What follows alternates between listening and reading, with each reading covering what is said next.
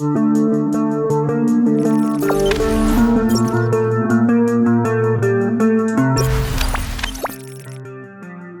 juara Piala AFF semakin menipis gegara blunder taktik Sintayong. Hal ini jadi sorotan.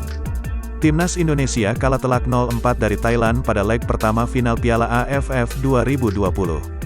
Ada andil blunder Sintayong dalam hal taktik di partai final tersebut.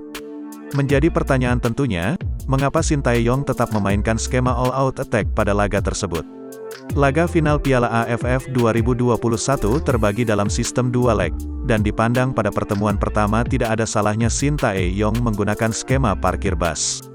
Taktikal ini sudah teruji kualitasnya ketika skuad Garuda sukses menahan imbang Vietnam, yang mana level The Golden Star Warriors setara dengan pasukan Gajah Perang. Setidaknya, parkir bus bisa digunakan timnas Indonesia bermain imbang terlebih dahulu melawan Thailand. Baru kemudian pada leg kedua menjadi pertandingan penghabisan yang akan berlangsung Sabtu, tanggal 1 Januari tahun 2022.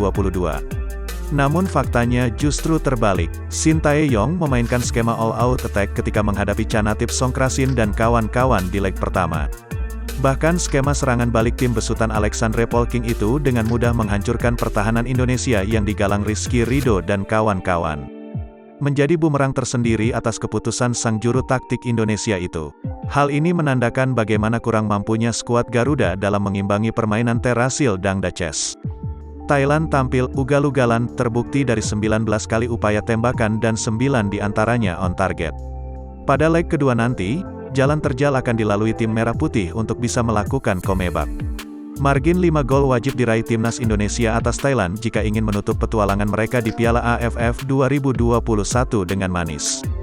Namun melihat bagaimana fakta yang terjadi di leg pertama, maka skema permainan agresif Sintayong menjadi senjata makan tuan yang mengancam mimpi manis timnas Indonesia untuk menjadi juara Piala AFF edisi 2021.